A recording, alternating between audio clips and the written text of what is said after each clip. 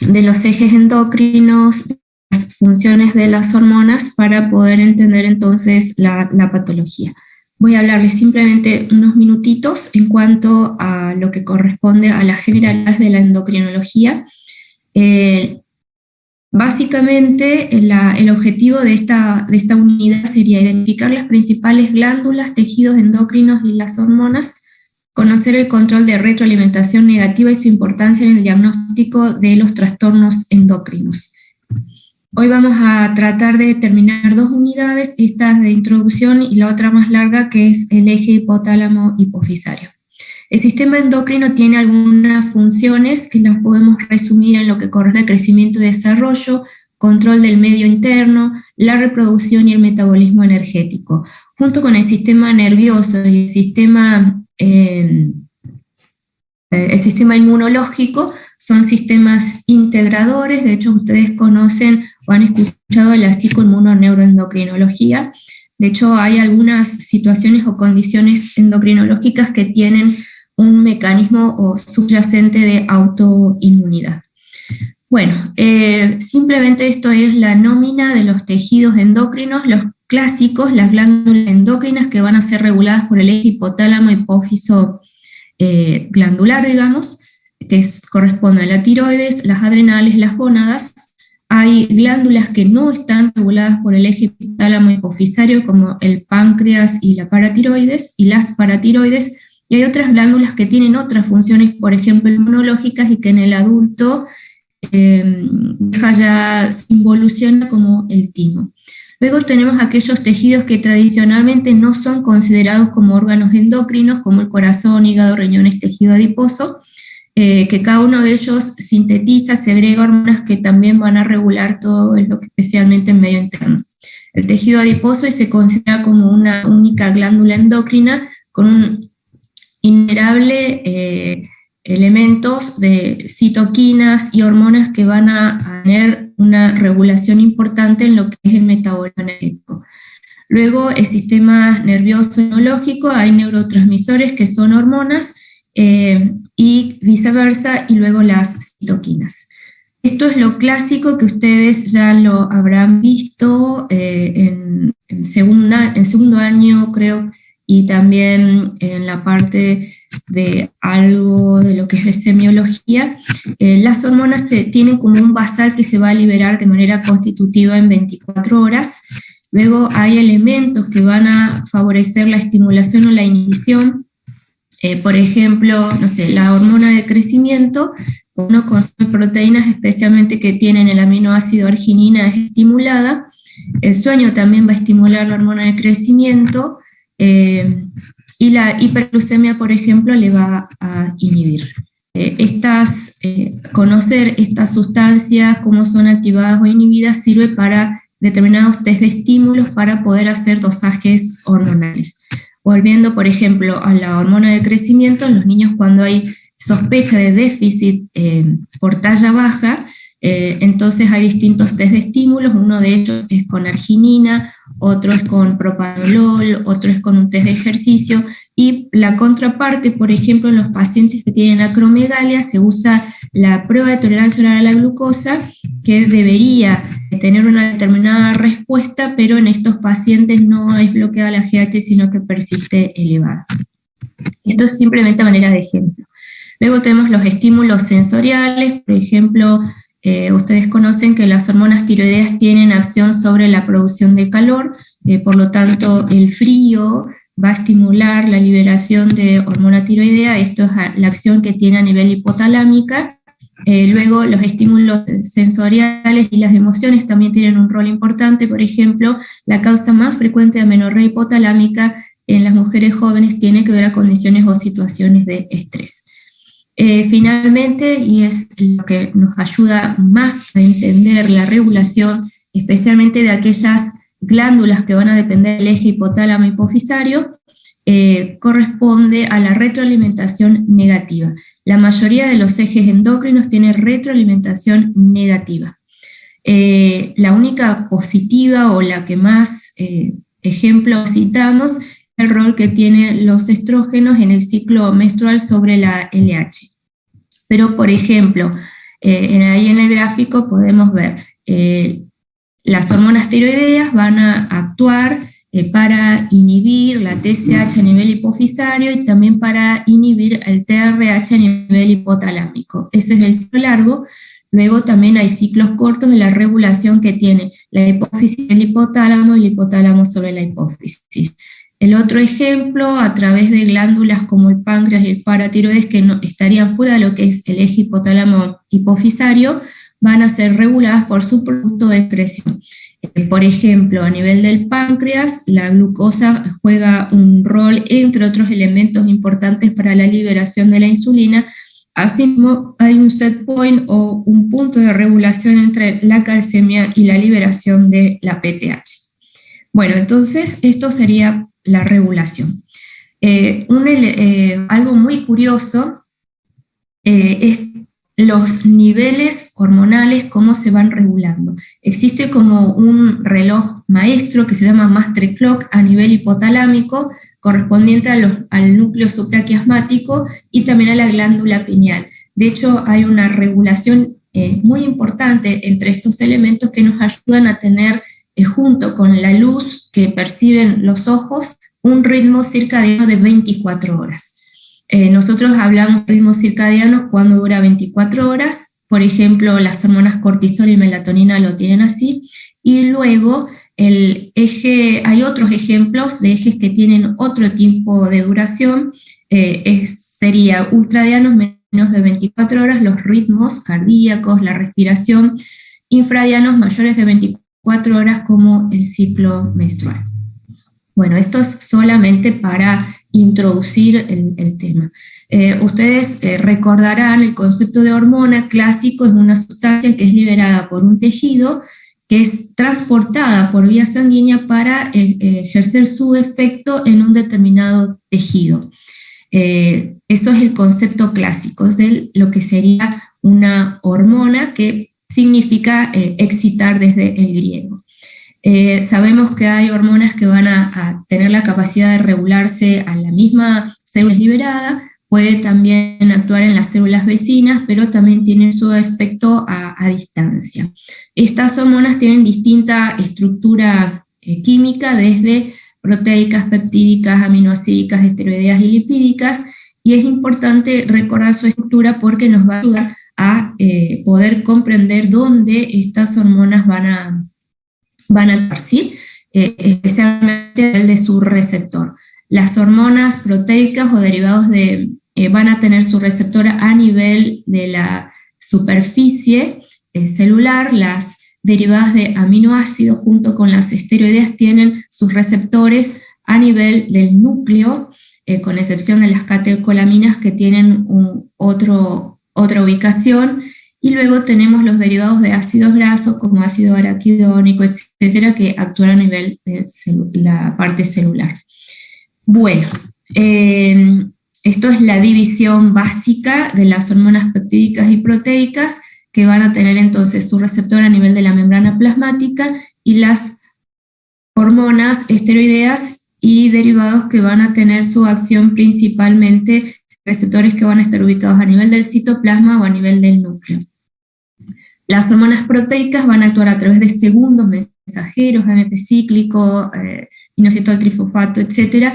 Y las hormonas esteroideas van a tener una acción directa sobre el material genético, sobre el ADN, ya sea porque el receptor con el ligando se va a ingresar al núcleo al estar en el citoplasma, o porque la hormona ingresa directamente al núcleo, regulando de esta forma la síntesis de distintos elementos, especialmente proteínas, por ejemplo, las hormonas tiroideas, que van a regular crecimiento, desarrollo, entre otras cosas. Las hormonas pueden ser liberadas, y de hecho las que tienen acción biológica es la hormona de acción libre, y las que están unidas a los elementos transportadores, que por lo general son proteínas, todas, algunas más específicas y otras más inespecíficas, que van a transportar distintas sustancias, es una forma de reserva en realidad que tiene el organismo para que este producto lo que es tan valioso no sea derrochado, por decirlo de algún modo simple. Por ejemplo, hay transportadores que son generales, como la albúmina y la transtiretina. La albúmina, como ustedes conocerán, transporta desde fármaco y distintas hormonas, y la transtiretina va a transportar hormonas tiroideas y el retinol, y son específicas la globulina transportadora del cortisol, la globulina transportadora de hormonas sexuales y la globulina transportadora de hormonas tiroideas. Bueno, lo que vimos recién es simplemente así un pantallazo muy general de cositas que yo les sugiero que ustedes puedan leer para poder luego introducirnos a lo que es la patología propiamente dicha. Cuando hablamos de desórdenes del sistema endocrino, los podemos así dividir en grandes grupos, como por ejemplo los síndromes de déficit hormonal, los síndromes de exceso hormonal, las alteraciones en el tejido diana y los tumores endocrinos. A manera de ejemplo, los síndromes de deficiencia hormonal, por ejemplo, el hipotiroidismo. A manera de exceso hormonal, el hipertiroidismo, el feocromocitoma, enfermedad de Cushing, etc. Alteraciones en el tejido diana, por ejemplo, la insulinoresistencia, tan característica del paciente con diabetes tipo 2 o del paciente con obesidad central. Los tumores endocrinos, a veces podemos tener tumores que van a segregar hormonas y otras veces tumores que son silentes en cuanto a la liberación de hormonas. Por ejemplo, el cáncer de tiroides, la mayoría de las veces, o sea, más en el 99% de los casos, no tiene liberación de hormona tiroidea, pero se manifiesta como un tumor de una glándula endocrina. Otro ejemplo de tumores que pueden ser silentes, los adenomas no funcionantes a nivel hipofisario, y tumores que pueden segregar hormonas como el aldosteronoma, el feocromocitoma, bueno, un tumor a nivel adrenal, un adenoma adrenal que va a liberar cortisol. Bien, entonces recordar, esta es la forma de poder resumir a la patología endocrina: síndromes de déficit de exceso, alteración del tejido diana y tumores endocrinos. Bueno, como un dato curioso, las mediciones de hormonas recién son factibles desde el año 1960, a partir de inmunoensayos, es decir, el dosaje en muestras ya sea de suero, saliva o orina del producto de secreción endocrina, y hay otras hormonas, como ya les comenté, la hormona de crecimiento, que si nosotros basalmente nos vamos al laboratorio ahora y nuestro médico nos pide hormona de crecimiento, nos puede dar en ritmo no dosable, y eso no significa que no tengamos hormona de crecimiento, sino que tiene pulsatilidad y que normalmente tiene valores bastante bajos. Entonces, para ponerla en evidencia, especialmente para los niños que están como les comentaba, con déficit de talla, entonces se hacen pruebas dinámicas. Lo mismo para algunas pruebas dinámicas se utilizan, a ver, otro ejemplo que les puedo dar, cuando hay sospechas de ciertas amenorreas. También hacemos pruebas dinámicas en el caso que ya mucho no se usa, pero cuando queremos ver si es un hipotiroidismo subclínico. Se solía usar años atrás TRH, pero con los métodos que son muy sensibles en la actualidad, eso prácticamente ha quedado en desuso.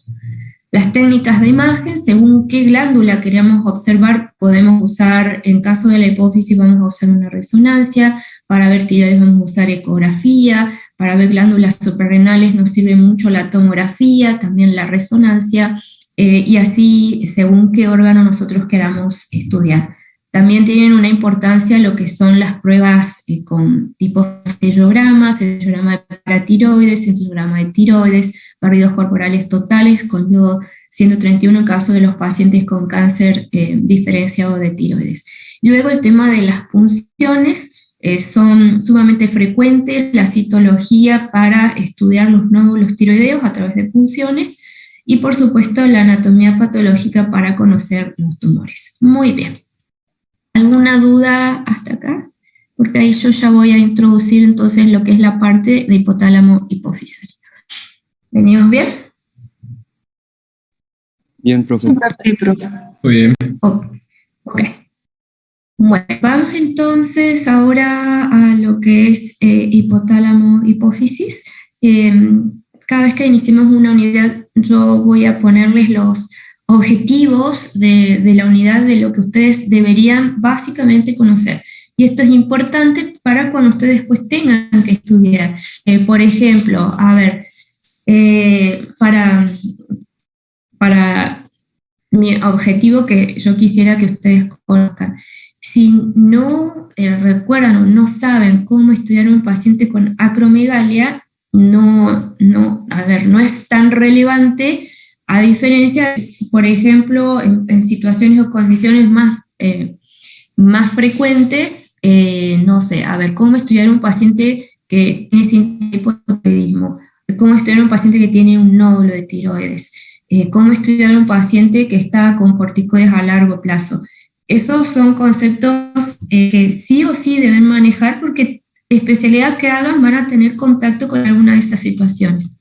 La acromegalia es una condición o situación muy infrecuente, escasos en millones, y es, digamos, prácticamente lo que ustedes pueden a veces identificar, el fenotipo, hacer una derivación al endocrinólogo de manera rápida si lo detectan, pero no van a tener que estudiar ustedes a un paciente con acromegalia, salvo que en el lugar donde ustedes vivan y hagan clínica médica sean el único médico, pero tarde o temprano van a tener que derivarlo a un endocrinólogo o un centro de mayor complejidad. Por lo tanto, en esta unidad que vamos a ver ahora, hipotálamo hipófisis, ¿qué es lo que yo quisiera? Que ustedes puedan ser capaces de describir aquellos síndromes que van a tener hiperfunción o hipofunción, o sea, describir los síndromes, ¿sí? Y luego, en las que yo les voy a ir marcando, tener en cuenta la etiología, el diagnóstico y especialmente a esto, y el caso que ustedes van a ver con su JTP tiene que ver con esta parte, ¿sí? ¿Qué pasa con el paciente que no funcionan sus hormonas hipofisarias? ¿Cómo lo voy a, qué cosas yo tengo que darme cuenta que ese paciente está en déficit y cómo tengo que eventualmente hacer la reposición hormonal empezando por cuál hormona? Bueno, la neuroendocrinología es el estudio de la interacción entre el sistema nervioso central, los sistemas endocrinos, con el objetivo del control de lo que es la regulación. La neurosecreción es un enlace anatómico y funcional entre hipotálamo y hipófisis. Todas las patologías endocrinas hipofisarias nosotros las ponemos en un grupo, digamos, como un subgrupo dentro de la endocrinología que se llama neuroendocrinología. Aquellos síndromes de exceso de función a nivel hipotalámico son rarísimos y excepcionales. Por ejemplo, una causa de pubertad precoz de base hipotalámica sería una amartoma a nivel del hipotálamo. Rarísimo, pero podría ser.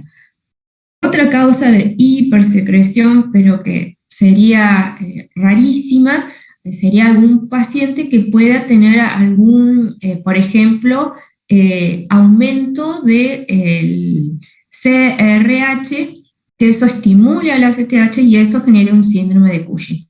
Pero eso les quiero dejar en claro, las patologías de hipersecreción a nivel hipotalámico son rarísimas y excepcionales. Ahora, las causas de hiposecreción por patología hipotalámica generalmente tiene que ver con tumores, ¿sí? Y por otro lado, también pudiera ser por déficit a nivel hipofisario, algunos pacientes que pueden ya nacer con déficit de determinadas hormonas, pero la mayoría de los pacientes que tienen hipopituitarismo, es decir, falta de la función de las hormonas hipofisarias, van a obedecer a causas tumorales, ¿sí? Sea de una lesión de un tumor propio de la hipófisis o de otros tumores de la vecindad que van a impactar a nivel de la función hipotalámica hipofisaria. Bueno, el hipotálamo entonces está sumamente relacionado con la hipófisis, por lo tanto lo estudiamos como una única unidad. De hecho, la hipófisis podríamos decir que es una parte del sistema nervioso, es como un apéndice del sistema nervioso, de hecho está separado por la barrera hematoencefálica, y si bien el hipotálamo tiene distintas funciones autonómicas, lo que es la regulación de la temperatura, el comportamiento, nosotros nos vamos a desplayar en lo que tiene que ver con el neuroendocrino. Acá está resumido, no es para que puedan saber todo lo que hace cada núcleo, pero las funciones resumidas a rasgos de lo que hace el hipotálamo, ¿sí? Desde la regulación de la temperatura, la sed, el ritmo circadiano, saciedad del hambre, y a nosotros nos va a interesar, por ejemplo, de la neurohipófisis, la liberación de la oxitocina, de la hormona antidiurética, de la parte relacionada entonces al núcleo arcuato, la liberación de los factores liberadores que van a actuar en la parte anterior de la hipófisis y que van a ser los elementos fundamentales para la integridad de los ejes hipotálamos hipofisarios. Bueno, la división entonces de las hormonas de la adenohipófisis, los factores liberadores, GnRH, GHRH, CRH, TRH, y tienen una regulación negativa, es decir, la somatostatina va a regular lo que es la hormona de crecimiento, la GH, y la dopamina tiene un impulso negativo inhibitorio para la prolactina. La neurohipófisis en sí no segrega estos factores como la hormona antidiurética y la oxitocina, sino que es un lugar de reserva porque las neuronas, ¿sí? Los axones, vienen del hipotálamo, terminan en la neurohipófisis y los gránulos son depositados y ahí entonces es como un lugar de reserva.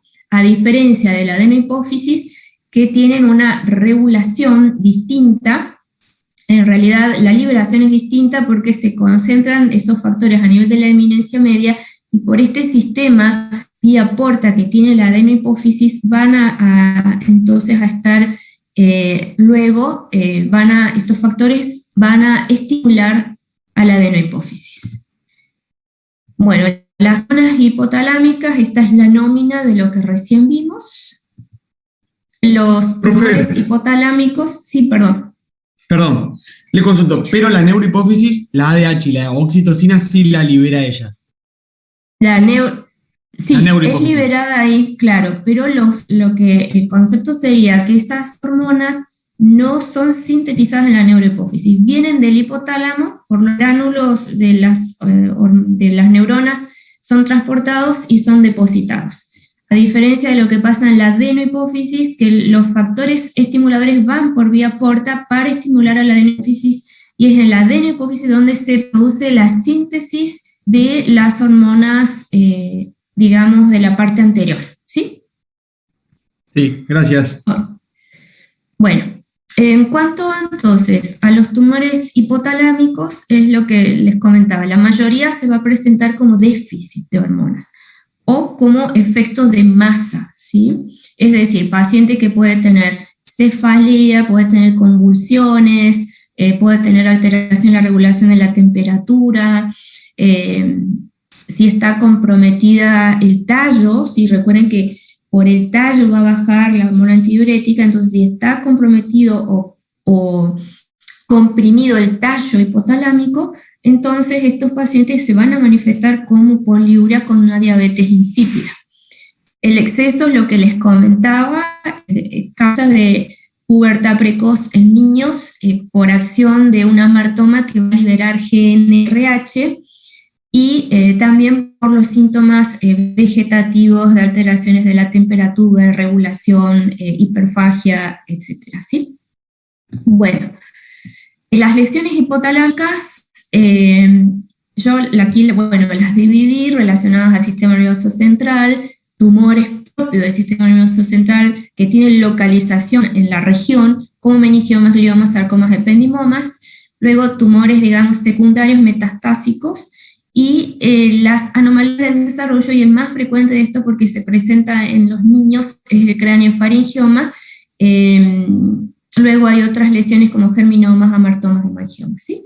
Bueno, un detalle nada más con respecto al craniofaringioma, que es el tumor más frecuente en la niñez de esta región, tiene una presentación bimodal porque se da en la niñez y se da en el adulto mayor, ¿sí? Después de los 60, 70 años. Corresponde al 10% de los tumores intracraneales en la niñez. Si bien la histología es benigna, pero puede ser recidivante porque a veces se adhiere a estructuras vecinas y eso hace bastante difícil la resección de la lesión desde el punto de vista quirúrgico. Algunos pacientes requieren radioterapia, pero al comprometer gran parte del hipotálamo, muchos de estos pacientes quedan deficitarios de todos los ejes endocrinos, e inclusive por el compromiso de lo que es la regulación, pueden tener hiperfagia, recordando a cuando yo les introduje las funciones del hipotálamo, no solamente lo relacionado a la parte endocrina, sino también que está el centro de saciedad y el centro del hambre, ¿sí? Y por lo tanto, estos pacientes, niños, adolescentes, la mayoría tienen una obesidad que es bastante difícil manejo por la falta de la regulación y la falta de la función de este eje. Bueno, esto es un craniofaringioma, tiene algunos, a veces se dice como si fuera aceite de mineral, así oscuro, negro, áreas quísticas y bueno, áreas sólidas. Bueno, entonces con respecto al hipotálamo, las lesiones generalmente tumorales que están ubicadas en esa región van a cursar como manifestaciones de tumores con efecto de masa o de déficit de ejes hormonales, excepto el amartoma hipotalámico, que es causa muy rara, pero que podríamos ponerlo como ejemplo de hiperfunción a nivel hipotálamico por acción de un amartoma. Bueno, generalidades de hipotálamo. Las acabamos de ver, ahora vamos a ver generalidades en cuanto a hipófisis. La hipófisis es una glándula muy pequeñita que está situada entonces en la silla turca del esfenoides. Bueno, esta glándula va a cumplir la liberación de la síntesis y liberación de varias hormonas, y esto va a estar dado por la adenohipófisis, que corresponde al 80% de todo lo que es la masa en sí hipofisaria. La imagen esta de la derecha a nosotros nos ayuda a ver cuál es la relación que tiene la hipófisis con respecto al quiasma óptico, ¿sí? Aquí entonces, esto es importante, más o menos hay 1 centímetro en la mayoría de nosotros entre lo que sería las apófisis clinoides, es decir, la base de lo que es el comienzo de la hipófisis con el quiasma óptico, pero algunas personas tienen distintas variantes anatómicas, esto puede ser más corto, puede estar más adelante, puede estar más atrás, y por lo tanto aquellos tumores de la hipófisis o de la vecindad pueden afectar el quiasma óptico y generar algunos defectos en el campo visual. Los síntomas a veces de cuán afectado o no esté el campo visual tiene que ver con esa altura de 1 centímetro y además si este entrecruzamiento es más anterior o más posterior. Bueno, esto sería, digamos, esta es la división histológica, pero recordar, la adenohipófisis es el 80% del volumen de la hipófisis y el 20% va a estar representado por la neurohipófisis. Por este tallo, entonces, por donde van a venir los factores liberadores, en realidad la oxitocina y la hormona antidiurética, que van a venir por acá y se van a depositar en los gránulos posteriores, y los factores liberadores en realidad vienen por vasitos y se van a estimular a la adenohipófisis. Bueno, otro corte también, todo lo que yo les voy marcando son reparos anatómicos que nos van a ayudar a tener en cuenta las manifestaciones de los tumores que se van a manifestar a veces como masa, no tanto por secreción, excesos o déficit de secreción, sino por masa. Entonces, tumores de la hipófisis o de la vecindad pueden afectar cualquiera de los pares craneales en este sector y por lo tanto pueden manifestarse como oftalmoplejías. Inclusive hay ramas, las ramas oftálmicas y maxilares del facial, que van a dar entonces síntomas. Como acá tenemos la parte del cerebro, también grandes tumores pueden presentarse como convulsiones, hay tumores que pueden horadar el piso hipofisario y entonces presentarse como la pérdida del líquido cefalorraquídeo, como esa secreción entonces nasal, como cristal de roca que podemos tener. Eso es sumamente infrecuente, ¿sí? Pero podemos tenerlo. Bueno, a ver qué otra cosa. Les quería decir, los adenomas de hipófisis los dividimos en microadenomas cuando tienen menos de 1 centímetro, macro cuando tienen más de 1 centímetro, eso sería grado 1, grado 2. A veces decimos grado 3 cuando horadan, por ejemplo, el piso de la hipófisis, digamos la silla turca, grado 3, y grado 4 cuando tienen más de 4 centímetros. Esa es una clasificación así, digamos, anatómica, que a veces lo podemos hacer ya a través de las imágenes. Bueno, el sistema portal, donde tenemos este sistema que a nivel de la eminencia, esto sería eminencia media, los factores liberadores van a confluir entonces en esta red que se va a todo lo que es la parte anterior. A diferencia de las neuronas ubicadas, digamos, neuronas magnocelulares, que van a tener la oxitocina y la hormona antidiurética, cuyos axones van a ir directamente a la parte posterior, a la neurohipófisis, y ahí quedan los gránulos de secreción. Bueno, la adenopófisis va a tener 6 hormonas, que son la hormona de crecimiento, la prolactina, la TSH, la FSH, la LH y la ACTH, ¿sí? Esas son las 6 hormonas. Solamente quiero recordarles un detalle.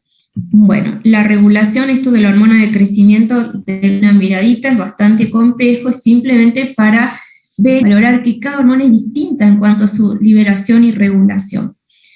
Y esto es lo que les contaba. La hormona de crecimiento, si nosotros nos hacemos un dosaje, puede darnos 0 y no significa que no tengamos hormona de crecimiento, sino que justo estamos en el momento que la hormona está en su plató, en su nivel más bajo. Bueno, luego, la prolactina, aquí yo les puse arriba la cantidad de aminoácidos que tienen estas hormonas. La prolactina tiene una estructura muy parecida a la hormona de crecimiento, por lo tanto, la estudiamos. Por ejemplo, los pacientes que tienen acromegalia siempre pedimos prolactina. En realidad, cuando tenemos exceso, déficit, sospecha de algún eje, pedimos todo para ver cómo están los otros ejes.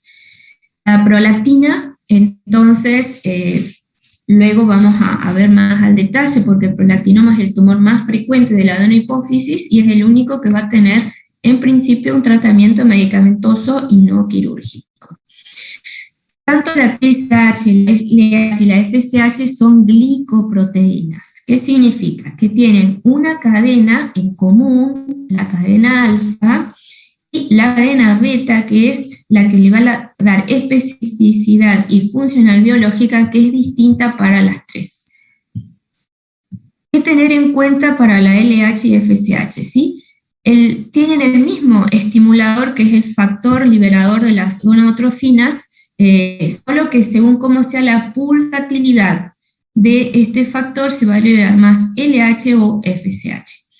Esto a veces es, por ejemplo, tenemos un paciente o una paciente que tiene amenorrea, no menstrua, amenorrea, por ejemplo, primaria, le pedimos los dosajes hormonales de estrógeno, le da bajo, LH, FSH le da normal, y decimos, bueno, ¿y dónde está el problema? Y muchas veces el problema no está en sí, en el valor de la hormona, sino en la pulsatilidad.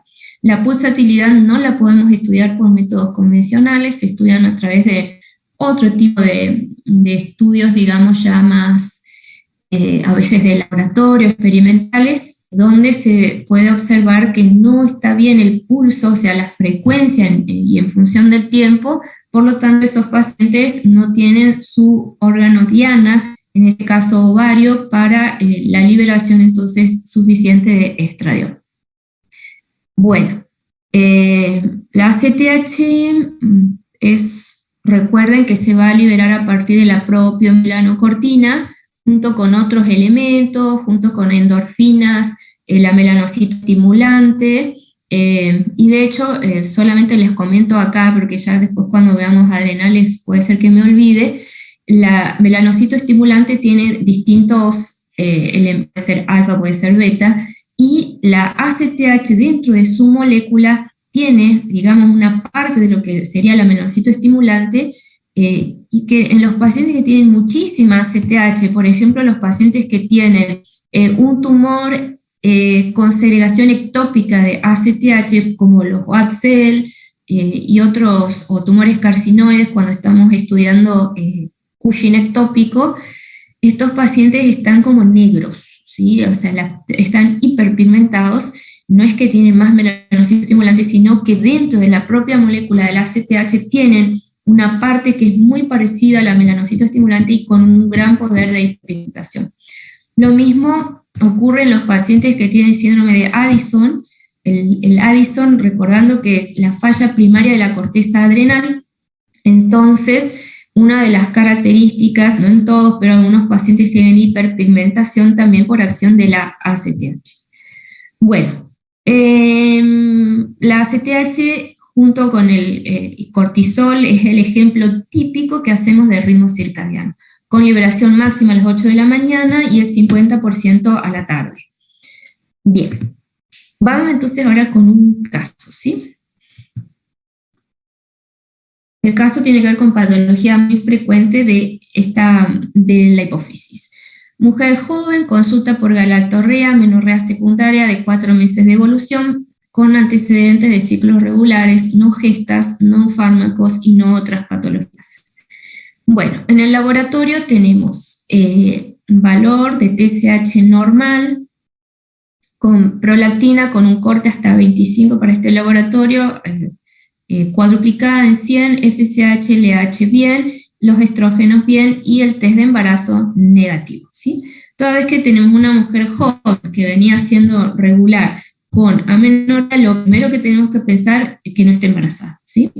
Después tenemos que pensar que no tenga hipotiroidismo. Y también tenemos que pensar que no esté con exceso de prolactina, mucho más en una persona que tiene galactorrea.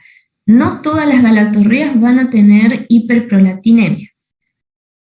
Y por otro lado, no todas las hiperprolactinemias tienen galactorrea, ¿sí? Aproximadamente solo una tercera parte de las mujeres que tienen hiperprolactinemia tienen galactorrea. Pero a veces puede ser una forma de manifestación. La mayoría de las veces, tanto en la contraparte masculina, las hiperprolactinemias se van a manifestar como hipogonadismo, ¿sí? El hipogonadismo en la mujer es bien característico, es decir, bueno, no menstrua más. En el hombre a veces es más difícil porque puede tener disfunción sexual eréctil, disminución de la libido, que a veces para los hombres es más difícil manifestarlo o poder consultar. Bueno, entonces se realiza más allá de los laboratorios que vimos, donde se descartó que estuviera embarazada, se descartó que no estuviera con problemas de tiroides y luego se detectó por laboratorio que tenía prolactina alta.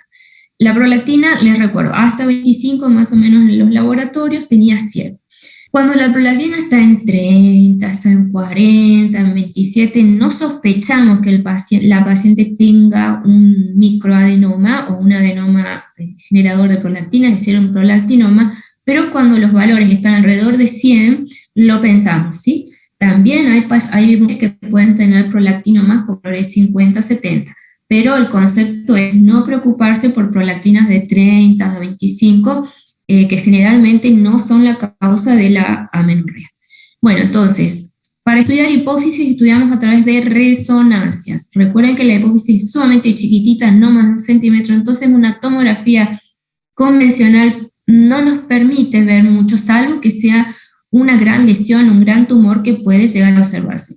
pero cuando estamos sospechando de microadenomas, las tomografías no, y nos vamos a basar en imágenes de resonancia.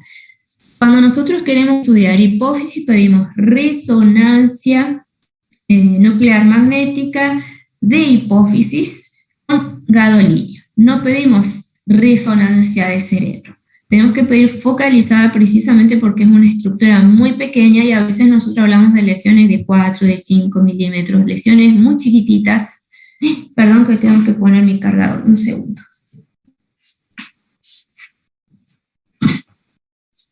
Un segundo.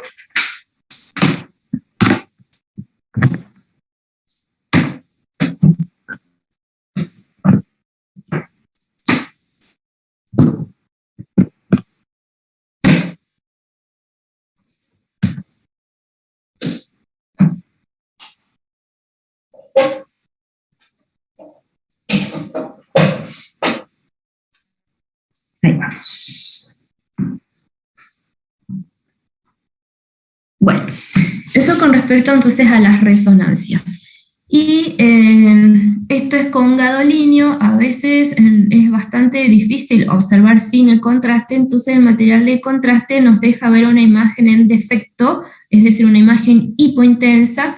Esto debe tener menos, no sé, de 5 o 6 milímetros a lo sumo. Bueno, esto entonces con respecto a este paciente que tenía un microprolactinoma. Vamos a ver ahora causas de hiperprolactinemia. Esto sí es, les sugiero que puedan tenerlo en cuenta, ¿sí? Porque es bastante frecuente y a veces podemos hacer diagnósticos erróneos de prolactinomas cuando son pacientes que usan fármacos. Hay ciertos fármacos que nos van a dar valores tumorales, por eso tenemos que conocerlos. Las causas fisiológicas de hiperprolactinemia son de embarazo, lactancia, sueño, el estrés, ejercicio físico, coito. Cuando pedimos al paciente que se haga un dosaje de prolactina, le pedimos entonces que sea sin estas condiciones, ¿no? Por ejemplo, el dosaje del cortisol se hace muy parecido a lo que es la prolactina porque son hormonas de estrés. Por lo tanto, le pedimos o le sugerimos al paciente que a la noche descanse bien, que no vaya caminando al laboratorio, que por lo menos se levante ese día a las 6 de la mañana, que esté en el laboratorio media hora antes, que la noche anterior no haya tenido relaciones, que no se bañe esa mañana, o sea, tratar de que sean las condiciones de mínimo esfuerzo para tener un valor basal y real, tanto en el caso, le doy los dos ejemplos porque se piden de igual manera, ¿sí? El horario de las 8 horas sin interferencia de estas causas fisiológicas a veces que pueden incrementar.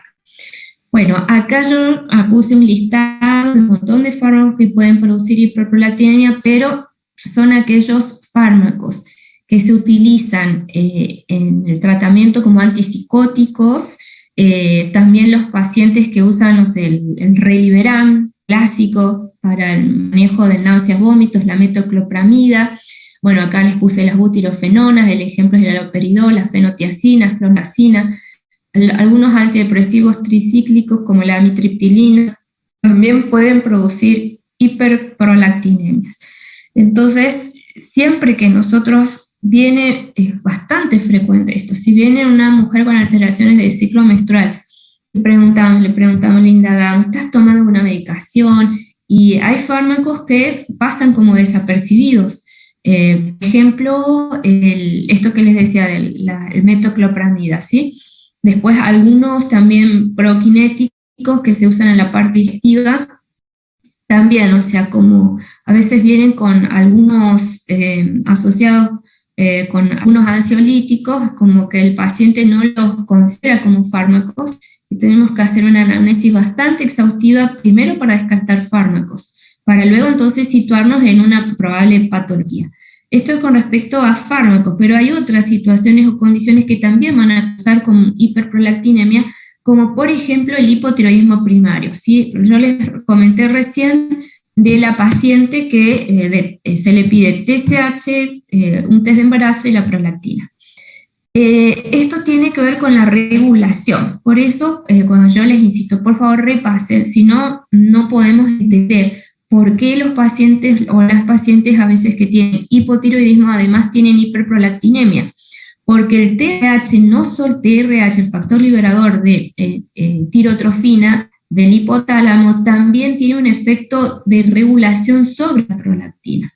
Entonces, cuando hay pacientes que tienen hipotiroidismo primario, también van a cursar, no todos, pero con hiperprolactinemia, que se resuelve una vez que está resuelto el tratamiento del hipotiroidismo.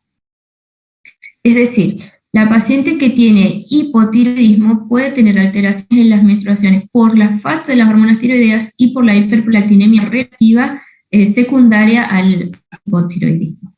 Otras causas endocrinas, la insuficiencia adrenal, el síndrome ovario poliquístico, hay muchas mujeres que tienen hiperandrogenismo que tienen prolactina alta.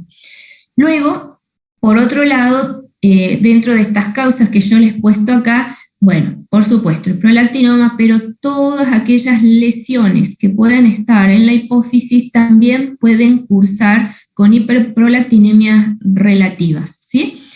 Nosotros decimos, cuando hay afectaciones especialmente del tallo, de lesiones de macroadenomas que pueden comprimir el tallo, tienen hiperprolactinemias, no en estos rangos tumorales mayor a 100, a veces están en 30, en 50, en 70. Van a mejorar una vez que es descomprimido el tallo. Hay ciertos trastornos sistémicos como falla de órganos nobles, hígado, riñones, que también pueden cursar con hiperprolactinemias, y lo que tiene que ver con estimulación de la caja torácica, por la presencia de un herpes zóster, por estimulación mamaria o lesión de la pared torácica, también pueden cursar con hiperprolactinemia. Pero bueno, por lejos las causas más frecuentes son los fármacos, el hipotiroidismo y el prolactinoma, como causas patológicas. Bueno, los síntomas, como les comentaba recién, tanto en hombres como mujeres, con hipogonadismo. De alteraciones del ciclo, infertilidad, es muy frecuente el hallazgo de prolactinomas en tanto hombres o mujeres que están haciendo estudios por fertilidad. En los hombres se va a manifestar como la alteración de la libido, disfunción sexual eréctil, oligospermia, galactorrea solamente en el 30% de las mujeres, y a veces se puede manifestar en mujeres con hirsutismo leve, con un acné, o cuando son macroprolactinomas con efecto de masa. A veces esto es más frecuente encontrar los macroprolactinomas en los hombres, ¿sí? Porque los síntomas son más solapados, se van como adaptando, acostumbrando, a veces piensan, no, es el cansancio, es la vida, es la rutina, lo que me está generando la disfunción, la falta de deseo sexual, a diferencia de las mujeres que vemos que ya no menstruamos más y enseguida hacemos la consulta. Bueno, entonces, prolactinoma, el adenoma más frecuente de la hipófisis. Es más frecuente en mujeres, generalmente son microadenomas, esto que les comentaba, por qué los macroadenomas son más frecuentes en los hombres, y el origen es monoclonal. Recordar que hay ciertos adenomas hipofisarios que están relacionados con otros tumores endocrinos, ¿sí? Esto sería en el caso de NEM1, que no solamente pueden manifestarse como prolactinoma, también pueden manifestarse como enfermedad de Cushing, como acromegalia, pero lo más frecuente es prolactinoma. Bueno, el tratamiento, a diferencia de los otros tumores o adenomas hipofisarios, es farmacológico, con agonistas dopaminérgicos. El más viejito es la bromorgocriptina, pero el que se usa actualmente es la cabergolina. Y en caso de resistencia al tratamiento, es decir, pacientes que estamos usando altas dosis, que no logramos bajar la prolactina y que el tumor va creciendo, en esos casos entonces está llevado el tratamiento quirúrgico y la radioterapia. Son casos excepcionales, la mayoría responde bien a la cabergolina. La bromorgocriptina que se usaba antes da muchos síntomas de náuseas, vómitos, hipotensión, por lo tanto, cuando se la usaba en pequeñas dosis, y lo bueno de esta droga, que es la cabergolina, es que podemos dar 1 o 2 veces en la semana, por los mismos eventos adversos lo damos antes de dormir. Bueno. Profe, perdón. Tú dirás. Con la cabergolina, ¿nosotros logramos que, por ejemplo, un macroadenoma se reduzca o no? ¿Y deje de ejercer efecto de masa? Sí, a veces es impresionante. en algunos pacientes cómo se van reduciendo, ¿sí? Yo recuerdo o sea, la mayoría de mis pacientes son mujeres con microadenoma, pero recuerdo el caso de un paciente que nos costó muchísimo porque un hombre joven que hicimos diagnóstico de neoplasia endocrina múltiple tipo 1. Él tenía, bueno, pánico, pituitarismo, o sea, falta de todas las hormonas hipofisales, y se manifestó con debilidad, o sea, él no podía caminar. Entonces fue al traumatólogo, el traumatólogo le pide unos electromiogramas, unos estudios, lo deriva al neurólogo, entonces le hacen en la rutina, en el chequeo de ingreso, un laboratorio y se ve la hipercalcemia. Entonces a partir de la hipercalcemia se detecta que tenía un hiperparatinismo primario. Entonces luego se observó que tenía como hipoglucemia, ¿sí? Bueno, entonces vemos, no solamente tenía un insulinoma, sino que la hipoglucemia también era porque no tenía cortisol. Cuando toda la valoración de los ejes endocrinos, tenía prolactina en rango tumoral, no recuerdo si eran 1000 más o menos, una cosa así muy notoria para un valor normal de hombres hasta 20 o 15 según el laboratorio, y tenía una lesión como de 4 centímetros que estaba, vaya a ser la evolución de años. Y él, cuando le hacemos la anamnesis, sí, alteraciones de la libido, del deseo sexual, años de evolución, y que lo da ya como que estaba cansado por la vida. Un hombre joven, de alrededor de 40 años. A él entonces, entre todos los reemplazos hormonales que hay que hacerle, primero, el eje fundamental de reemplazar es el eje adrenal, luego el eje tiroideo.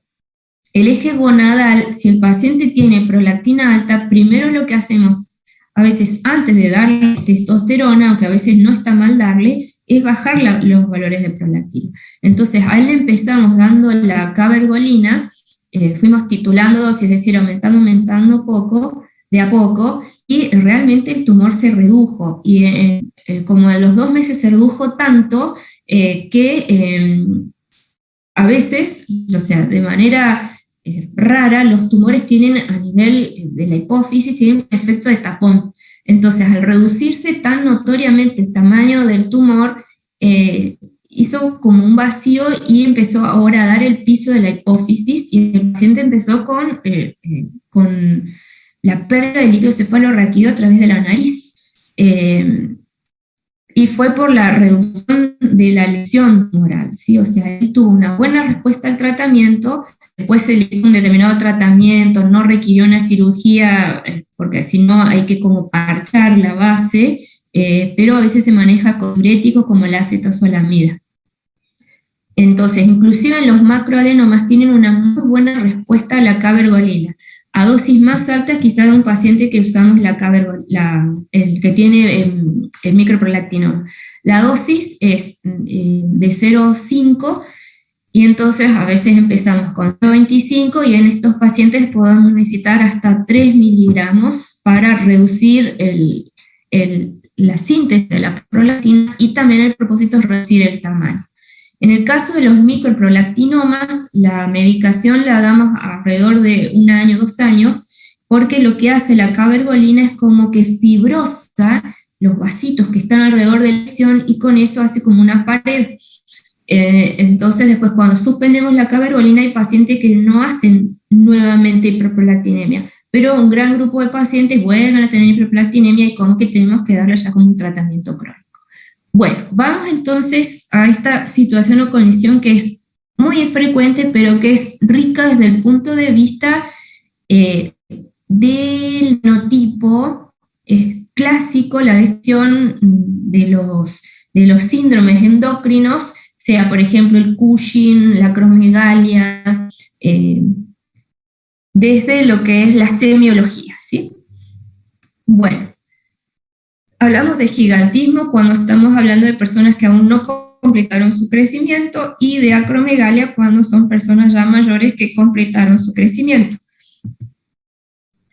Esto lo pueden detectar más los pediatras cuando hay un niño, un adolescente que está creciendo entonces por encima de su percentilo, ya ha superado más de 3 desvíos estándar de la talla considerada parental.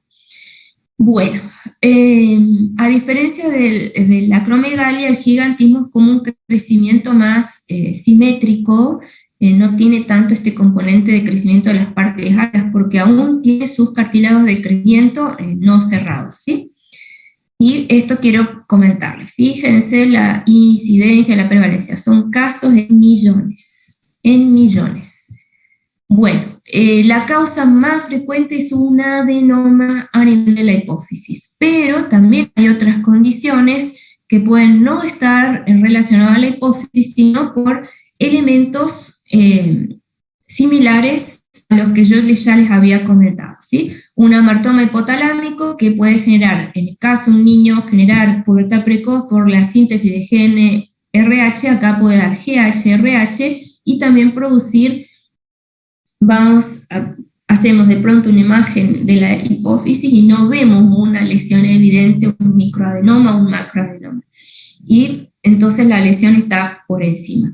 O a veces también puede ser como un síndrome ectópico, es decir, por la liberación de GHRH por un carcinoide bronquial, por un tumor de los islotes pancreáticos, por un tumor neuroendocrino ubicado en la parte gastrointestinal. ¿Son cosas frecuentes? No, son infrecuentes, pero pueden ser causas también de acromegalia donde no encontramos una lesión evidente en la hipófisis. La mayoría de los pacientes con acromegalia se van a presentar con macroadenomas. ¿Por qué? Por lo mismo que les comentaba de la prolactina. ¿Cuál es la manifestación de la hormona de crecimiento en los niveles iniciales? Prácticamente nula, porque se ve, digamos, el crecimiento de las partes acras. Pero el paciente, más que sentir dolor en las articulaciones, presión alta, es bastante inespecífico en lo que el paciente puede darse cuenta. Siempre en Cushing y en acromegalia nos sirven fotos de antes y después. Este es el primer paciente que se describe con acromegalia, ¿sí? Entonces, una foto cuando era joven y esta imagen típica, no sé, ustedes son muy jóvenes, pero los que somos más grandes, no sé si ustedes han escuchado los locos Adams, el que hacía de largo, es una persona típica acromegalia, ¿sí? Donde tenemos estos rasgos toscos en la cara, ¿sí? El engrosamiento de partes blandas, no solamente de las partes acras como pueden ser las manos, y el crecimiento, por ejemplo, de los de los arcos supraciliares, sino también aumento de las partes blandas, ¿sí? Lengua grande, nariz grande, labios grandes, la piel más gruesa. Eso es bien característico del paciente con acromegalia. Estos son gemelos, uno con gigantismo, el otro no, y acá tenemos de la lengua larga, el crecimiento de los pies y de las manos. Antiguamente el paciente tengo que cambiar la copa del sombrero. O esto también es lo que se dice prognatismo, ¿sí? Como que la mandíbula cambió la mordida, está invertida por el crecimiento entonces de la mandíbula. Bueno, esto es la característica, después ustedes lo miran, lo leen, a nivel cardiovascular cómo se puede manifestar, entonces son cosas inespecíficas como ustedes pueden notar. ¿Sí? ¿Qué paciente adulto no tiene una arritmia, no tiene hipertensión, no tiene apnea del sueño? Es bastante difícil hacer el diagnóstico solo a partir de una manifestación clínica. Es más que nada cómo lo podemos ver, observar al paciente. Y en estas situaciones, aunque ustedes no lo crean, sirven por ejemplo, los amigos o los familiares que hace tiempo no ven a X persona que padece de acromegalia, que dicen, pero cambias tu cara, estás distinto, ¿qué pudo haber pasado? Entonces, a veces las inquietudes de consulta surgen porque se ven, de pronto alguien les hace notar que están cambiadas sus facciones. Bueno, Estos diagnósticos bioquímicos los va a valorar el endocrinólogo, no se estresen, es simplemente para hacer la contraparte.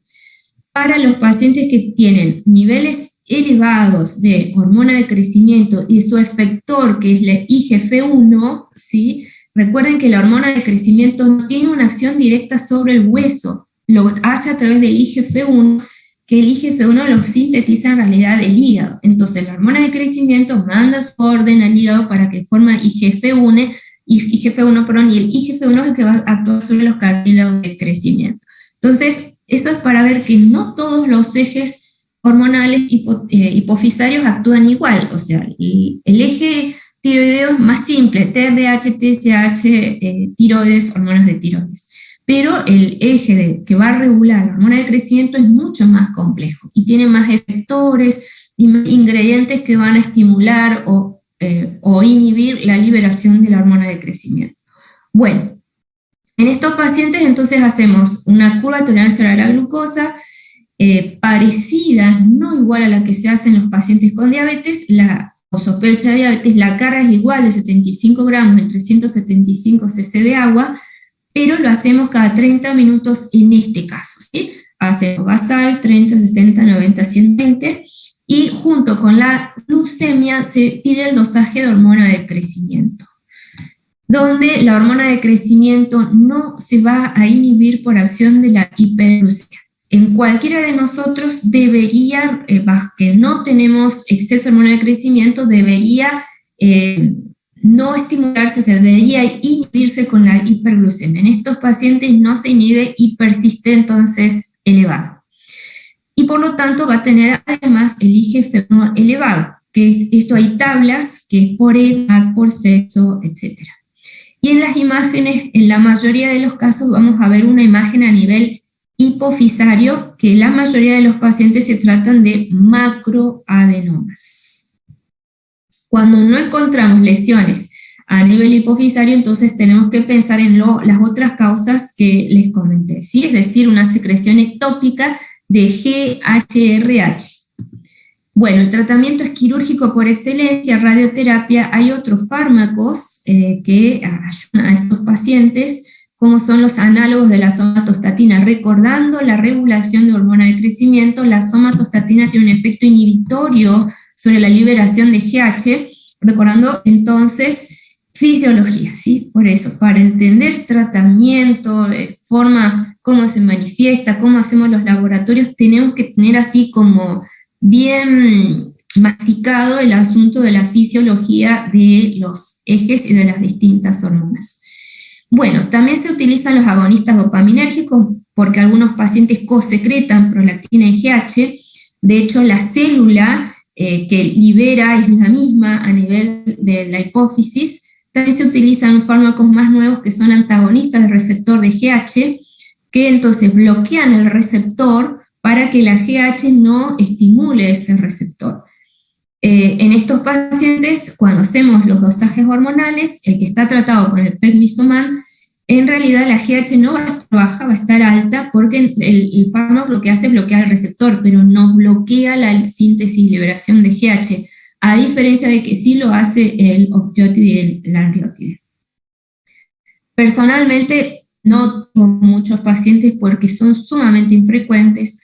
Hay servicios en grandes centros, no sé, por ejemplo en Buenos Aires, que tienen una sección dentro de endocrinología que se llama neuroendocrinología, que van a reunir a todos aquellos pacientes que tienen patología hipofisaria, ¿sí? Por lo tanto, los endocrinólogos que hacemos endocrinología general, en seguimiento yo tengo 2 pacientes, uno con gigantismo ya resuelto años atrás, y otro paciente con una acromegalia que en realidad es un microadenoma. O sea, en realidad les cuento porque es interesante, a ver qué hora está.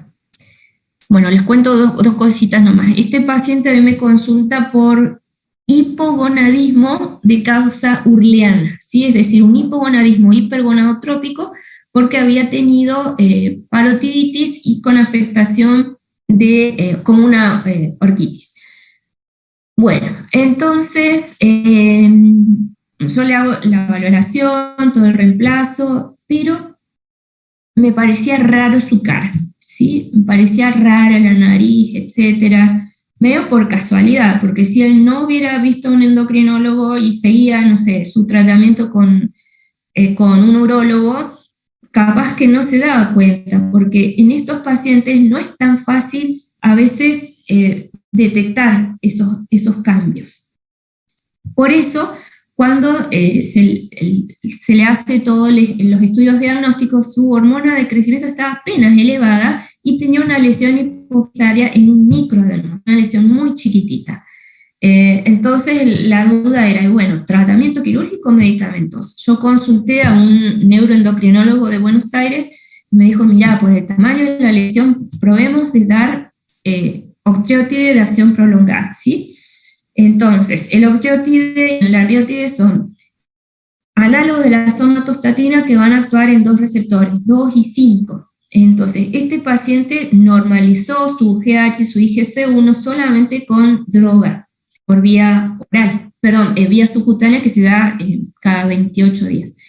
Y hace años está en ese tratamiento y viene bien. Entonces, la duda es, bueno, ¿y hasta cuándo? Y capaz necesita toda la vida, porque ¿por qué motivo? O sea, yo le he propuesto a él si estaba dispuesto a una cirugía, y dice, no, yo no quiero una cirugía, porque es básicamente una neurología si ando bien con una medicación. A veces la cuestión es el costo del tratamiento. Bueno, estos pacientes, ahí voy, sí. Perdón, ¿hay regresión de estas manifestaciones o no? De las partes blandas. Ah. O sea, por ejemplo, en los centros estos de neuroendocrinología tienen como anillos, ¿sí? Múltiples anillos, entonces al paciente se le mide. Cuando se hace el diagnóstico y dice, bueno, no sé, tu diámetro del dedo anular tiene, no sé, 2 centímetros. Entonces, como parte del tratamiento, se le va midiendo y viendo si se va achicando. O a veces se hace el dibujo de la mano en un papel, que esto es más básico, más rústico, y luego en el vamos haciendo como otras imágenes sobre la imagen poniendo fechas. Son formas indirectas, pero lo que es partes atrás, el crecimiento del hueso, que ya, no sé, la nariz, los arcos, el mentón, que ya fue hacia adelante, eso no va a retroceder. Solamente se puede achicar quizás un poco la nariz, la lengua, pero estos pacientes sufren de los problemas en las articulaciones y van a morir por una causa cardiovascular o por un cáncer de colon, ¿sí? Por ejemplo, el señor que yo veo por gigantismo, él en su etapa, digamos, de máximo crecimiento, ahora tiene problemas de columna, pero él llegó a medir 2 metros y algo. Y él, si bien no tiene más GH, no tiene más IGF-1, no está curado, digamos, de lo que era la causa del gigantismo, pero sufre horrores, muy difícil el manejo de su columna, porque es una columna inestable. Todas las personas que son muy altas, que no han hecho deporte, actividad física, tengan o no gigantismo, tienen algún problema en la óseo, ¿sí? Porque por la gravedad del paso de los años, la columna tiende a hacer esto, todos de algún modo nos vamos achicando, pero estos pacientes, sus articulaciones, especialmente mi paciente sufre de problemas de lumbalgias, de hernias discales, ya fue operado varias veces de la cadera, de las rodillas, lo que hace entonces que su calidad de vida esté mucho más limitada y con dolores de manera permanente. Bueno, vamos a ver qué hora es. Bueno, Cushing. Cushing yo lo voy a pasar, quiero mostrarles esto porque lo vamos a volver a ver cuando veamos la parte de adrenales, ¿sí? Síndrome de Cushing, repasar de anatomía patológica causas, para ubicarnos. Causa más frecuente de Cushing es el aporte endógeno de corticoides. Causa más frecuente de Cushing endógeno es la enfermedad de Cushing. Es decir, nosotros hablamos de enfermedad de Cushing cuando hay un adenoma a nivel de la hipófisis. ¿Hay otras causas? Sí, y las vamos a dividir de entre estas causas endógenas en 2 grandes grupos. aquellas que van a tener ACTH alta y aquellas que van a tener ACTH baja.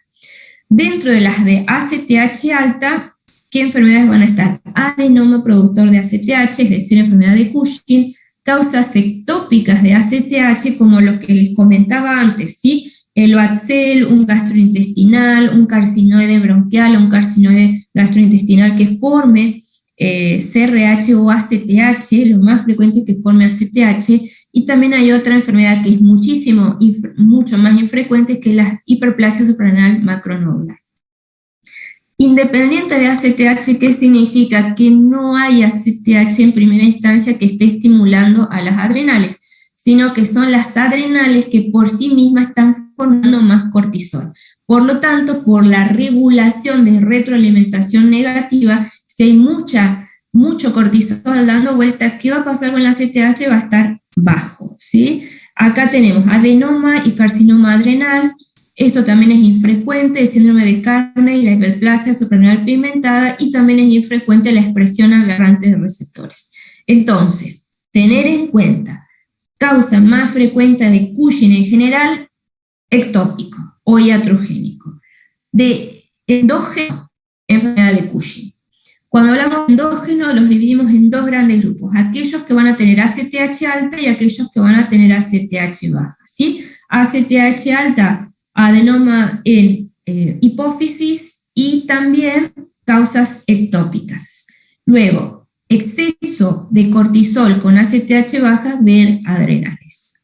Bueno, típico, característico, ¿sí? Cuando vemos semiología, lo que más nos interesa, nos recordamos paciente con cara de luna llena, paciente con obesidad central, miembros adelgazados, las estrías, que no están en todos los pacientes, pero estas estrías son el resultado de la destrucción del colágeno. El colágeno es una proteína, el cortisol es una hormona que es gluconeogénica, por eso repasar la fisiología de las hormonas. ¿Sí? ¿Qué hace el cortisol? Tiene que ver con la regulación entonces de la presión, tiene que ver con la regulación del medio interno, tiene que ver con algo de regulación de la inmunidad. Entonces, ¿qué pasa cuando tengo mucho cortisol? Y todo lo que es fisiológico está aumentado, ¿sí? Entonces, estos pacientes, nosotros cuando los veamos, ¿qué vamos a ver? La obesidad central, la cara de luna llena, pueden tener hipertensión, las estrías no están en todos los pacientes, y la hiperpigmentación que puede estar en algunos pacientes, ¿sí? Bueno, estos pacientes, ¿de qué se van a quejar? Y es como inespecífico. Aumento de peso, alteración en las menstruaciones, hirsutismo. En algunos pacientes van directamente al psiquiatra, ¿sí? Porque o tienen brotes psicóticos o depresión mayor, que después se va, digamos, el espectro se va llevando a un caminito y decir, no, pero este paciente en realidad tiene una enfermedad orgánica, no tiene una psicosis sin una base orgánica.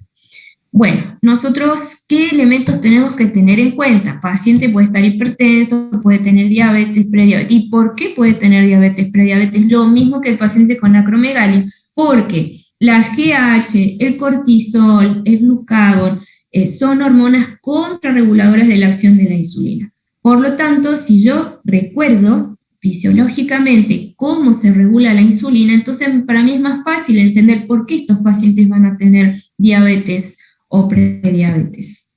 Bueno, cuando yo estoy frente a un paciente, ¿sí? Lo veo en mi consultorio y dice, mire, tengo estas estrías acá, allá, y lo observo y dice, hasta que no se muestre contrario el Cushing, yo tengo que tratar de indagar si el paciente tiene aporte exógeno de corticoides, ¿sí?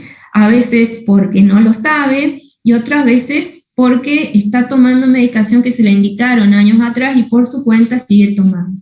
Desde los antialérgicos, desde remedios que se usan para dolores, que vienen asociados con betametasona o dexametasona. Bueno, primero yo tengo que ser sumamente exquisito en indagar fármacos.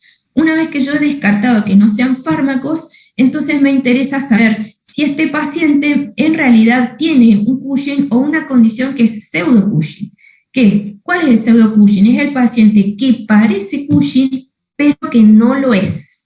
Por ejemplo, los pacientes que tienen obesidad primaria, digamos, o que tienen alcoholismo o depresión, a veces pueden darnos el espectro físico que pudiera ser Cushing. Entonces, yo ahí voy a diferenciar. Quiero primero saber cómo es la liberación de cortisol de este paciente. Fisiológicamente yo ya sé que el cortisol 8 horas tiene que ser más alto que el de la tarde.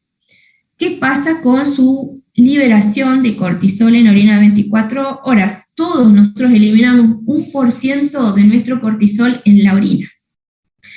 Y lo otro es a través de pruebas de supresión. ¿Qué pasa si a cualquiera de nosotros nos dan un corticoide y nos piden el dosaje de cortisol? Nos va a dar bajo porque nuestro eje está indemne. Entonces, ritmo circadiano lo pido con cortisol 8 horas, cortisol 16 horas, o a través de la adición del cortisol en la saliva de las 23 horas. Si el cortisol de la tarde, de la noche, está más alto que el de la mañana, ahí, ¿qué está pasando?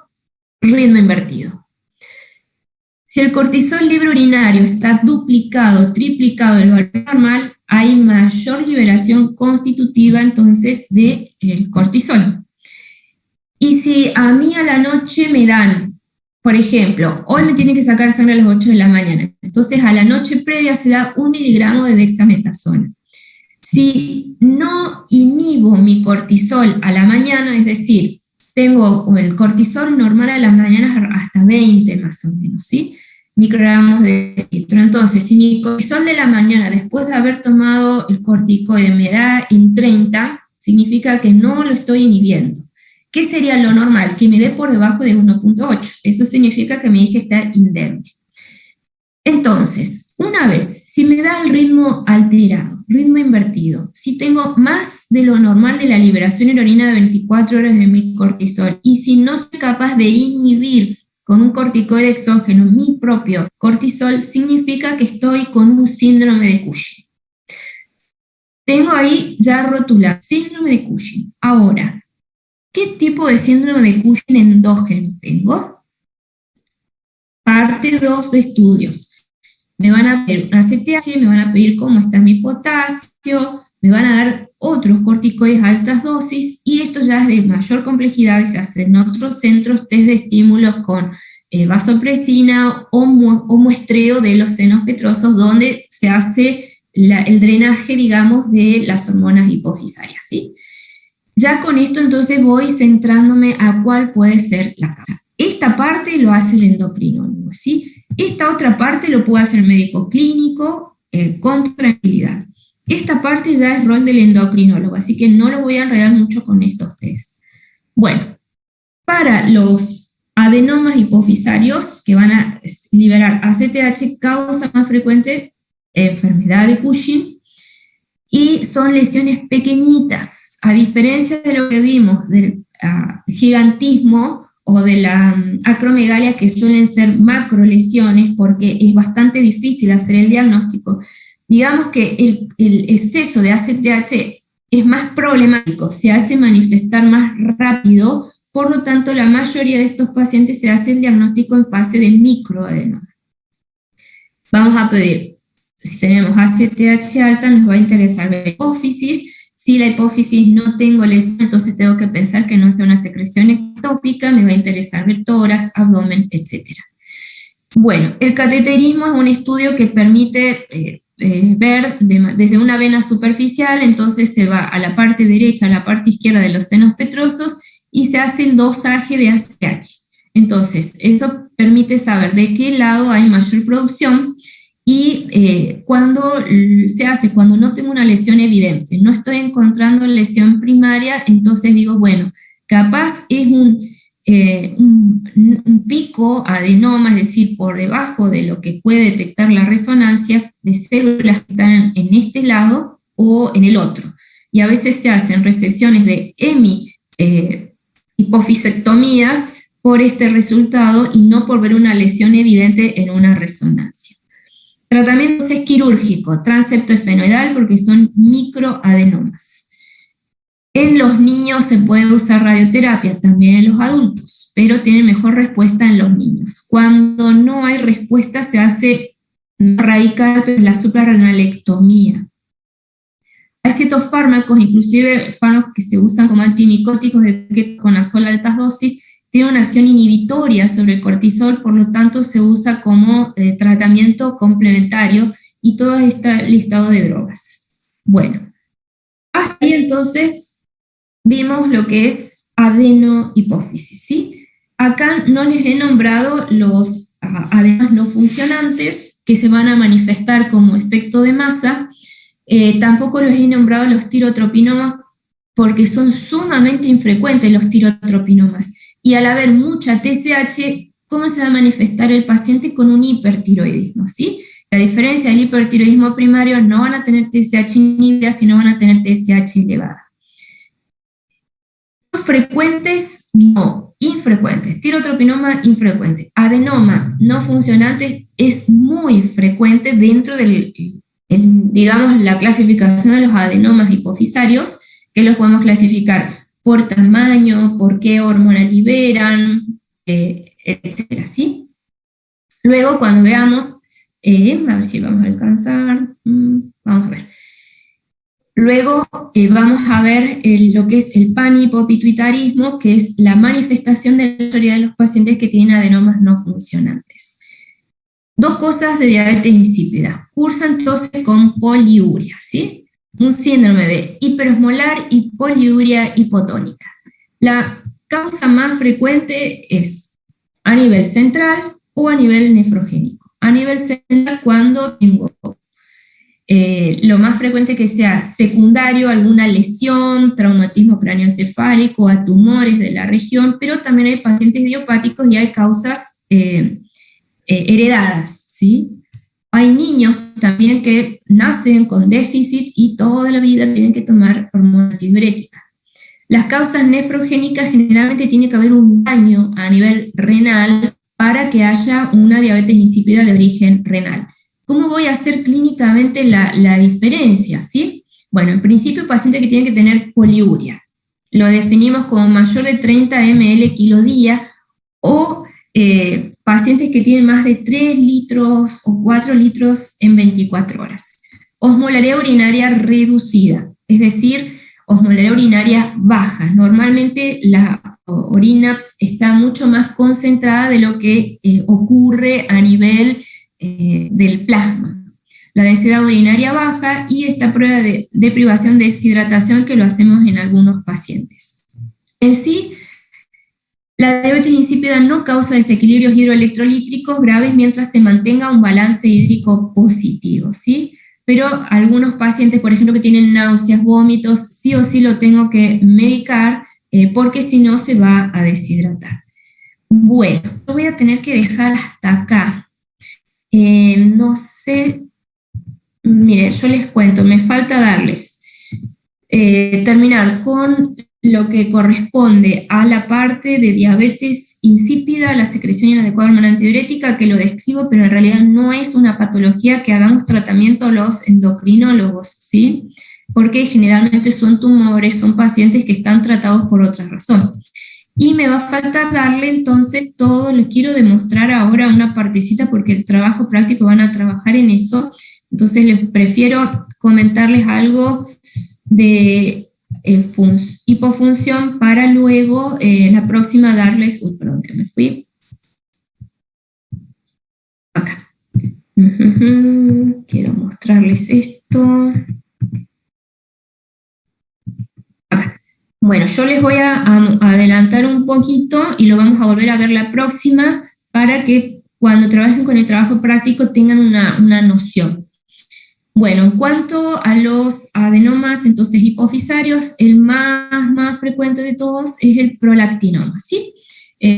Vimos descripciones del gigantismo acromegalia, acá yo les puse la incidencia para que ustedes tengan una noción, y cómo se pueden manifestar, ¿sí? La mayoría se va a manifestar, por ejemplo, el prolactinoma ya vimos como hipogonadismo, la GH como alteraciones del crecimiento de partes acras o huesos largos según la etapa de la vida, y visceromegalia, que va a ser entonces la causa de mortalidad, la ACTH como esa obesidad central, exceso de TSH como hipertiroidismo, y el síndrome de hipofunción para los adenomas no funcionantes, ¿sí? Entonces, ¿Cómo yo voy a estudiar las hormonas? Cuando quiero detectar un tumor que va a liberar hormona de crecimiento, ya les expliqué, usamos la prueba de tolerancia a la glucosa y el dosaje de GH, con su efecto de la IGF-1. El nivel de prolactina ya les expliqué, el Cushing ya les expliqué. Bueno, entonces, esto es una gran lesión que ocupa región celular, paracelular, es decir, este paciente seguro tiene hipofunción. A veces el diafragma celular puede dar un tumor en forma de 8. El objetivo del tratamiento para el paciente que tiene un adenoma o una lesión hipofisaria, en principio es reducir el tumor, preservar la visión, evitar el exceso, el déficit hormonal y evitar la recurrencia. No siempre eso es posible. Ya les expliqué esto cuando tenemos síntomas a nivel del campo visual o manifestaciones, recordar anatómicamente los pares craneales que tenemos en la vecindad para saber cuáles pueden ser las manifestaciones de oftalmoplejías. Inclusive grandes aneurismas del seno cavernoso pueden presentarse de igual modo, es decir, como una masa tumoral. Esta es la cirugía transeptoesfenoidal, también se puede hacer a través del acceso del paladar, ¿sí? Bueno, ¿cuándo hablamos de hipofunción? Hipofunción o hipopituitarismo es cuando nos falta una de las hormonas hipofisarias. Ejemplo, niños que tienen déficit de hormona de crecimiento, ¿sí? Aisladamente solamente le falta GH. ¿Puede haber algún déficit aislado en la adultez? Puede haber. No es lo más frecuente, ¿sí? Generalmente los déficits en la adultez obedecen a lesiones tumorales. Cuando hablamos de panhipopituitarismo, cuando nos faltan más de 2 ejes, ¿sí? Ejemplo, el paciente este que les comenté con neoplasia endocrina múltiple que tenía un macroprolactinoma, es decir, prolactina sumamente elevada, pero que tenía cortisol bajo, testosterona baja, además tenía hipotiroidismo central, es decir, no tenemos más de 2 ejes afectados, ahí hablamos de panhipopituitarismo. Las causas, todas las que hablamos, ¿sí? Causas de aneurisma tumorales, infiltrativas, la sarcoidosis, hay hipofisitis, es decir, causas autoinmunes a nivel hipofisario. El síndrome de la silla turca vacía no necesariamente da déficit, pero a veces pacientes que tienen traumatismo, el diafragma celular que separa el tallo, digamos, de la hipófisis, ahí hay una herniación, cae líquido cefalorraquídeo y a veces la hipófisis se aplasta y algunos pacientes pueden tener algunos déficits. Bueno, pacientes que tienen tumores de la vecindad por cirugía o radioterapia pueden quedar con panhipopituitarismo, recuerden el caso de craniofaringioma y las causas congénitas. Bueno, síntomas. ¿Cómo se va a manifestar? Es un espectro de posibilidades. Depende de la edad de presentación. Imagínense que un niño que tiene un hipogonadismo hipogonadotropo, es decir, que no tiene una suficiente cantidad de GH, de FSH y LH, ¿cómo se va a manifestar en la niñez? 0. Recién se va a manifestar en la etapa de la pubertad. ¿Cómo se va a manifestar, por ejemplo, un paciente que le falta, no sé, entonces tenía una leucemia, le dieron radioterapia a nivel del central y empieza con cansancio, decaimiento, etc. Entonces ahí yo voy a ver todos los otros ejes. Voy a ver cómo está. Recuerden las 6 hormonas que forman la adenohipófisis, ¿sí? Y que la neurohipófisis, la falta de hormona antidiurética se va a manifestar como poliuria, ¿sí? Entonces, 6 hormonas de la adenohipófisis, ¿cuáles voy a dosar? Si estoy pensando que le falta cortisol, le voy a pedir cortisol 8 horas, ¿sí? Tiene que dar bajo, por debajo de 5. Si estoy pensando en que le falta hormona tiroidea, voy a pedirle TSH y todas las otras, porque la TSH no siempre está baja, es decir, en rango no dosable en un paciente con hipotiroidismo central, y a veces es más, el diagnóstico se hace por las periféricas bajas. Paciente que le falta, no sé, que le falta el funcionamiento de las gonadotrofinas, voy a tener testosterona baja y estrógenos bajos. Imagínense una mujer en edad de menopausia que se manifiesta con cefalea, y yo tengo alta sospecha que, y por imagen, que tiene una lesión compatible a un adenoma no funcionante, y le pido la LH y FSH a una mujer menopáusica que debe dar alto, y esta mujer tiene bajo, con estrógeno bajo. Entonces, el espectro de posibilidades es muy amplio, pero tenemos que tener la capacidad de poder detectar, especialmente el déficit del eje adrenal, porque es lo que al paciente le puede matar, ¿sí? Hay pacientes que vienen de años arrastrando déficits hormonales y se hacen manifiesto cuando cursan con infección. Infecciones respiratorias, etcétera, ¿sí? La próxima clase les cuento de un paciente que precisamente tenía un macroprolactinoma y cómo se manifestó inicialmente. Se fue a hacer una endoscopia digestiva y hizo un shock, se choqueó. Después hizo una infección y está hiponatrémico y no recuperaba. Entonces, paciente que está hiponatrémico, que ya la causa infecciosa fue resuelta, empezamos a estudiar ejes endócrinos. Le faltaba eje, no tenía cortisol, no tenía hormona tiroidea, no tenía testosterona, pero la prolactina estaba elevadísima, ¿sí? Entonces, se corrige el déficit primero de cortisol, luego el tiroideo. Recuerden que el eje gonadal vamos viendo. No siempre damos testosterona, a veces si la prolactina está alta bajamos la prolactina y luego se corrige. Y entonces este paciente, fíjense la forma como llegó al diagnóstico, así, choqueándose cuando una persona joven, encima de menos de 40 años, hace un shock luego de una endoscopía, hace hiponatremia sin una causa aparente, y entonces de manera así bastante rara se llega al diagnóstico que en realidad tenía un panhipopituitarismo asociado a un macroprolactinoma, y lo interesante es que va corrigiendo los otros déficits a medida que vamos reduciendo el tamaño tumoral. No siempre en estos pacientes se logra normalizar los otros ejes, ¿sí? Bueno, importante, primero eje adrenal es el que se reemplaza porque es el eje vital. Nosotros podemos sobrevivir sin hormona tiroidea, pero no podemos sobrevivir mucho tiempo sin hormona, sin el cortisol. Esta es la forma, sería como de reemplazo. Bueno, acá yo llego, perdón la rapidez, me falta parte muy poquito nada más de esta clase, que es ver bien lo que es diabetes insípida, forma de manifestación, algo del tratamiento, secreción inadecuada de hormona antidiurética. Vamos a volver a repasar la hipofunción, y eso sería, ¿sí? Les pido que repasen lo que es la regulación de las hormonas para que ustedes puedan entender más fácilmente todo lo que nos queda ver en forma muy sucinta en 8 clases. Bueno, perdón la rapidez, y las preguntas las guardamos para la próxima y vemos cómo nos va, ¿sí?